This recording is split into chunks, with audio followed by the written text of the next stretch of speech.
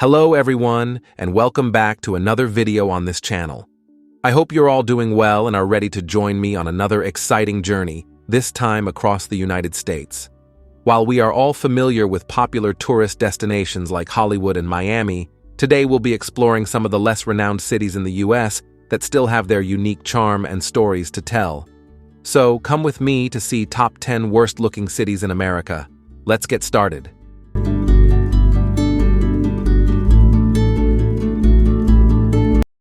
Alright, we just arrived and let's check out the first destination. Belle, Glade, Florida.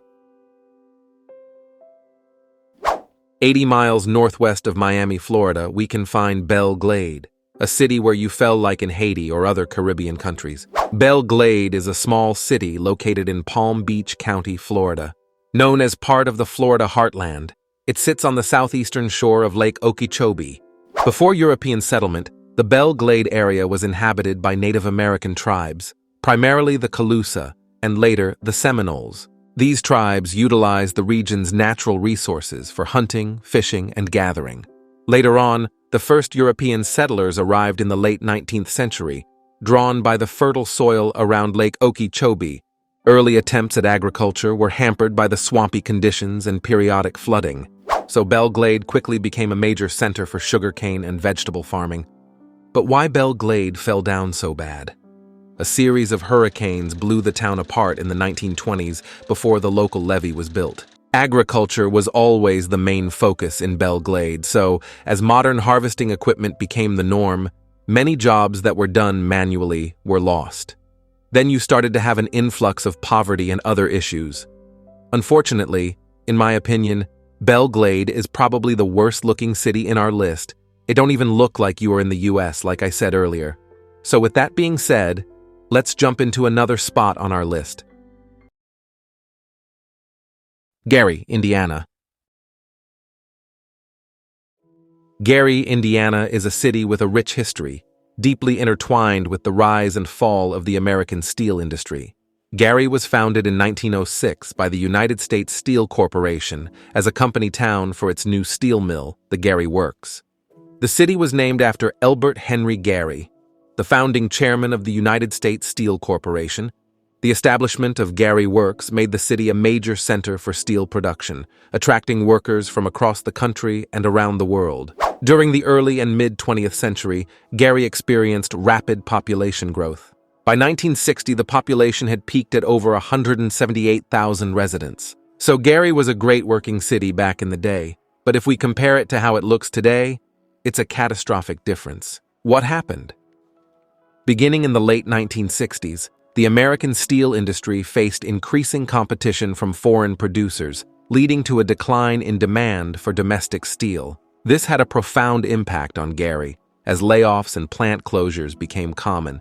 As the steel industry declined, so did Gary's population. Many residents left the city in search of employment elsewhere, contributing to urban decay and economic hardship. The decline of the steel industry continued into the late 20th and early 21st centuries, leading to further economic difficulties. The population dwindled, and many buildings and neighborhoods fell into disrepair. We will leave Gary too and jump to the next spot on our list, which had a similar history. Detroit, Michigan. Detroit, Michigan, often called Motor City, is a city with a storied history and a central role in America's industrial and cultural development. Detroit was founded on July 24, 1701, by the French explorer Antoine de la Mothe Cadillac. The city's name comes from the French word détroit, meaning straight, as it is located on the Detroit River, which connects Lake Erie and Lake St. Clair. Detroit was initially a fur trading post and later became a key military outpost during the American Revolutionary War and the War of 1812. Detroit's major transformation began in the early 20th century with the rise of the automotive industry. Pioneers like Henry Ford revolutionized manufacturing with the introduction of the assembly line, making Detroit the epicenter of car production.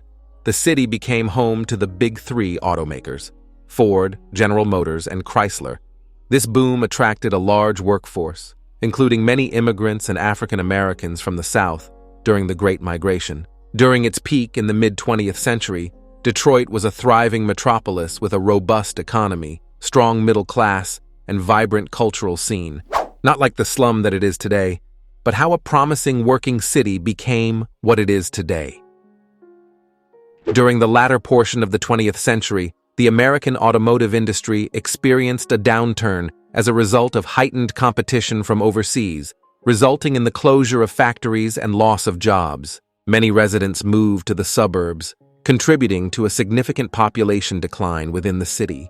This white flight also led to a shrinking tax base and urban decay.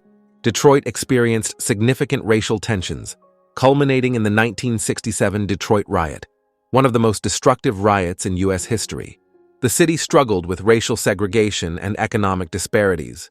Detroit faced severe economic challenges, including high unemployment, poverty, and crime rates.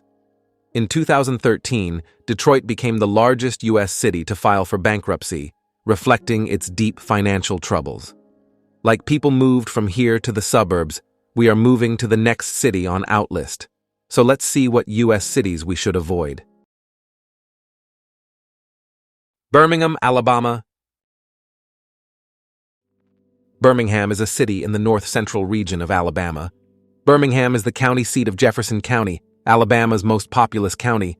Birmingham, Alabama, is often referred to as the Magic City due to its rapid growth and development in the late 19th and early 20th centuries.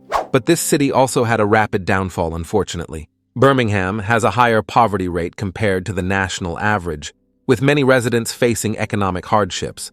There are significant income disparities within the city, with some neighborhoods experiencing poverty while others thrive economically. Despite efforts to diversify the economy, Birmingham still faces challenges in providing sufficient employment opportunities, particularly for marginalized communities.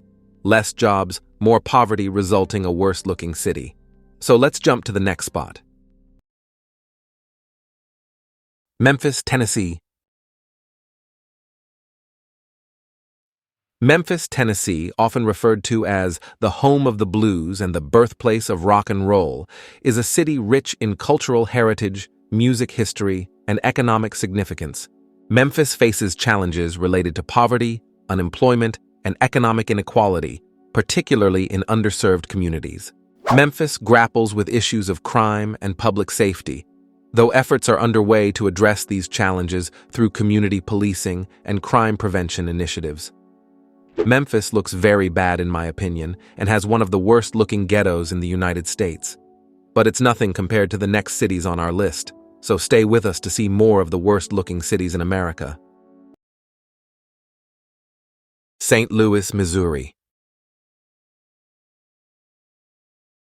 St. Louis is an independent city in the U.S. state of Missouri. It is located near the confluence of the Mississippi and the Missouri rivers. St. Louis was founded in 1764 by French fur traders, making it one of the oldest cities west of the Mississippi River. Situated along the Mississippi River, St. Louis has historically been a major center for transportation, trade, and commerce. Its central location in the United States has made it a hub for shipping and distribution. St. Louis is also known for looking bad, but why? Unlike the previous cities on our list that had industrial problems, St. Louis have more like a political problem. Some critics argue that ineffective or corrupt political leadership, combined with entrenched interests and lack of vision, hindered efforts to address the city's challenges and foster inclusive growth. Locals say that the city fell down because the paths chosen for the interstate highways went right through many multicultural neighborhoods, destroying them. All right, so we take the next exit and we are going on the highway to the next city on our list. Philadelphia, Pennsylvania. Philadelphia, commonly referred to as Philly, is the most populous city in the U.S. state of Pennsylvania. Philadelphia is the nation's sixth most populous city, with a population of 1,603,197 in the 2020 census. Founded by William Penn in 1682, Philadelphia played a central role in the American Revolution as the site of the signing of the Declaration of Independence in 1776 and the Constitutional Convention in 1787, Philadelphia's historic district, including Independence Hall and the Liberty Bell, preserves the city's rich colonial heritage and its pivotal role in the founding of the United States. But enough with the history. Let's see how this city is doing today, and I say it's doing bad. Philadelphia faces challenges related to poverty, unemployment, and economic inequality, particularly in underserved communities. The poverty in this area has reached its peak, with many residents struggling to make ends meet. The streets are often littered with debris, and the presence of drug addicts is prevalent, exacerbating the challenges faced by the community. For me, Philly looks like a post-apocalyptic city. So with that being said, we've came across the end of this video. Thank you for joining us on this journey through some of America's cities facing challenges. From Belle, Glade, Florida to Philadelphia, Pennsylvania, each has its unique struggles. Despite difficulties like poverty and urban decay, these communities are resilient. By shedding light on these issues, we hope to inspire positive change. Together, let's work towards creating a more equitable and prosperous future for all. Stay tuned for more explorations of America's diverse landscapes and challenges. Thank you for watching.